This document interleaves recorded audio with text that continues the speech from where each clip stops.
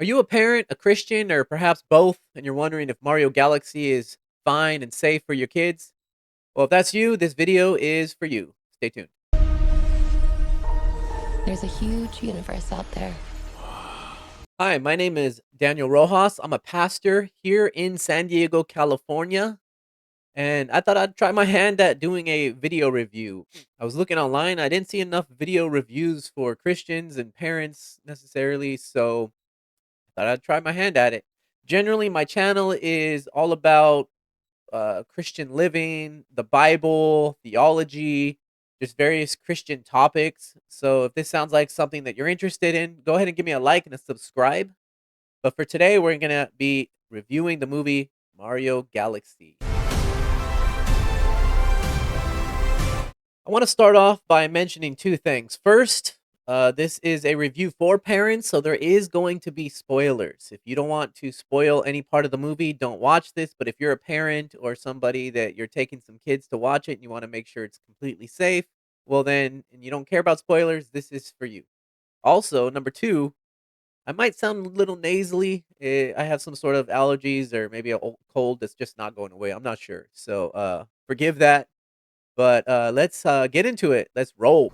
Let's get down to the nitty gritty. All right, starting off with the plot. Now, you might be wondering, how is the plot important? The plot really is the main thrust of the movie. And I was looking online. There's a lot of people criticizing the movie for having little to no plot. And more or less, it's not exactly wrong, but there is a plot, and it's very simple. And sometimes that's all we need. Like, we don't need character development for Mario and Luigi and all these characters that we know and have grown up with, and our kids know. Sometimes we just want to watch heroes save the day. So generally, the plot is really twofold. It's Bowser Jr. It's sort of the main villain in this movie. He kidnaps Rosalina, and he does all of this to impress his father because he's following after his father's footsteps, essentially. And he's just a bad guy. He just wants to do bad things. He wants to take over the universe, the galaxy. But in doing so, all of that is essentially a catalyst for Rosalina and Peach to reunite, because you find out at the end of the movie, again, spoilers, that they are sisters and they were separated at a young age because they have these powers, and the Rosalina separated her sister from her so that she's harder to find and their powers can't be abused. So it really is a father son relationship aspect plus a sister sister reuniting relationship plot. And then of course you have heroes saving the day and things like that. So that's the main plot. All right, so for violence, there's really not much violence. It's mild cartoon violence. Five things stuck out to me that are probably the greatest forms of violence in this movie, and none of them are even anything to worry about. But I did list them if you're curious. So the first one is Rosalina is kidnapped, and at another point, she is restrained in purple goo. Weapons are being thrown throughout, but I don't remember any actual stabbing or anybody being chopped up or anything like that. There's no blood, there's no gore. The only people that get chopped are people that, like turtles, their head goes in the shell, or like a shadow figure who's can be cut in half without dying, things like that. There's various characters are punched, kneed, kicked, including in the face. Again, there's no blood. There's just like, it's that funny punch, like kind of like that. Bowser falls into lava but does not die, and he comes out as a skeleton form of himself. And Bowser Jr. is swallowed by a large dragon. But really, these are the highlighted violent scenes, and they're not bad at all. So violence from a pastor's point of view is perfectly safe. All right, perhaps the most important part for most parents is the sexual content, romance, nudity, that kind of stuff. And basically, Mario Galaxy has none. It's pretty amazing. It has none. There's one scene where Bowser shakes his tail when he's trying to get away from Mario and Luigi, but it's not even like shaking his butt at them. It's kind of like wagging his tail to flee, sort of, I guess. It's not sexual in any way. It's not a form of dance.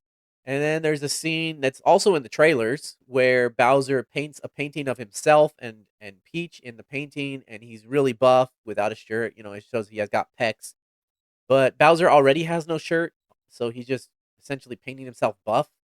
As far as nudity and sex, that's all I remember.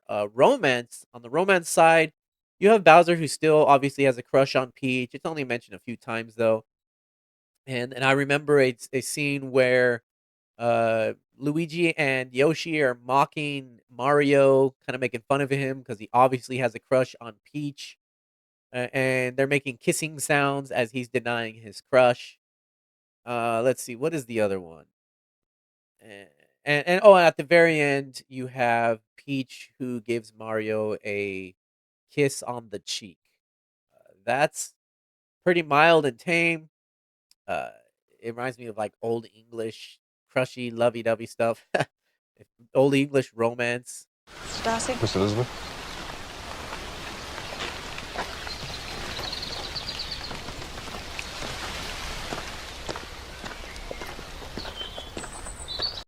So not a big deal. As far as any underlying agendas, political, social, any of that kind of stuff, I didn't see any. So if you just want to watch a movie that has no underlying political, social agenda, Mario Galaxy is a great film for that. And we know in today's generation that tends to be a plus in many cases. So you're safe there. As far as positive messages go, I counted one, two, three. I counted four. Four. There's probably more, but these ones stuck out to me. The first one is strong familial bonds. In general, Mario, the IP, has strong familial bonds. Mario and Luigi. You have the Toadstools. You have Bowser, Bowser Jr. There's a lot of family ties in the Mario universe, and Mario Galaxy is no exception. You have throughout the movie, Mario and Luigi, you don't see a lot of character development, but they just have a good relationship in the second one, and they're working together throughout the movie, fighting bad guys, things like that. You have Bowser and his son, again, being one of the main plot lines where apparently they were separated, and Bowser and his son reconcile, and his son is following in his footsteps, and that makes Bowser proud and kind of uh, they have this relationship, especially towards the end, that starts rebuilding. And then you have again, like I mentioned, Rosalina and Peach, who are sisters. They're reunited at the end, and Peach finds out that she has a sister. So there's a lot of familial bonds messaging in there, which for me is really good because Christians, we really honor and value family and family bonds.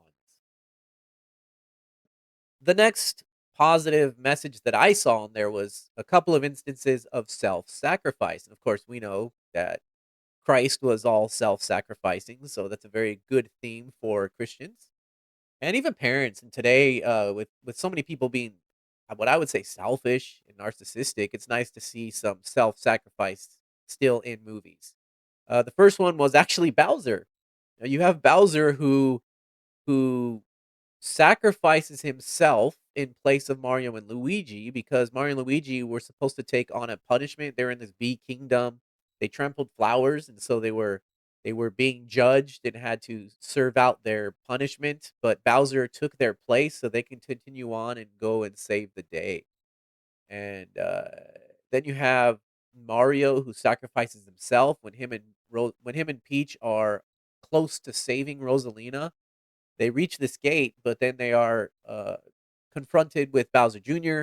and Bowser, and Mario pushes her through the gate, breaks the handle, and so he allows her to go on and save Rosalina as he stays back and fights Bowser and Bowser Jr. Another positive message that I saw was at the end, Bowser Jr. gets swallowed. This is after their battle with Mario and his friends. Bowser Jr. gets swallowed, and you think he's going to die, but Mario eats, or I think he eats a star or something, I don't quite remember, and he gets this power, he goes and flies, and he essentially destroys the dragon and saves Bowser Jr. So you get a little message there of loving your enemies. which again is a very strong, good Christian theme. And finally, we get a positive message of sort of just a small hint at the idea that people can change. So you have Bowser, he's in captivity by Mario and Luigi, but it shows them really becoming more tame. He sort of likes his life not being a villain. He even starts liking Mario and Luigi. And again, it leads to that scene where he sacrifices himself and takes on the servant punishment for Mario and Luigi. Unfortunately, he goes back to being a villain after he meets or he's reconciled to his son again. So, but we do see this sort of people can change theme, perhaps that there's some good even in the bad guys type of theme. So that's good. My final verdict on the film and really just a summary of the plot and all the characters is that in a world today, especially where lines between good and bad, good and evil are blurred far too much. And don't get me wrong, sometimes there is a shaky line there. Mario Galaxy portrays good and evil in a straightforward black and white manner. And again, not always is evil and good so black and white, but it is nice to have that sometimes because there are clearly things that are evil. There are clearly things that are good, like murder is clearly evil, and helping people is clearly good. The bad guys are the Bowsers who kidnap people. They use people to their advantage and try to get rid of anyone who attempts to disrupt their evil schemes. They're bad, so the bad guys are bad. They're bad guys. They might have some good, but generally they're bad for the purpose of just being bad guys in a movie. Mario and his companions are the good guys. They are courageous, heroic, and self sacrificing. They are motivated by love and friendship and a good moral code, which again today is just so refreshing to see. And all of this to stop the bad guys from accomplishing their twisted agendas. In summary, the bad guys are bad, the good guys are good. In my opinion, this is simply a breath of fresh air. It's fantastic. In my pastoral opinion, the violence is so mild that only parents of extremely young kids should even be worried, but honestly, it's so mild. I wouldn't even worry about it if you're a parent or a Christian or both. I generally say it's good for all audiences. There are no sexual references, not even sexual dances or actions. I'm looking at you, minions. The good guys are good, the bad guys are bad, although there are hints at the possibility of the bad guys having some good in them. Family bonds and friendships are shown as important. Self sacrifice and love are key elements to progress the story. For adults, the movie has enough nostalgia and tame, kid friendly humor, but still funny to keep you entertained. My wife fell asleep, but she often does in many movies, so there's that.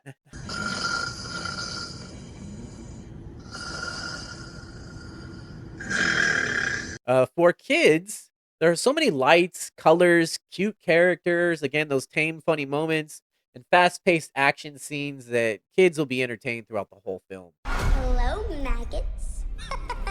The movie isn't groundbreaking, but it is simple fun and most of all safe for kids to watch without worry. Love it. Parents, you'll probably not think it's the greatest film. It doesn't have the greatest story, but it's just good guys fighting bad guys. There's no crazy character build up, but there's nothing to worry about. It's safe. Go to the movies, have fun, enjoy Mario Galaxy. Toad, pack our things. Let's go. Let's go.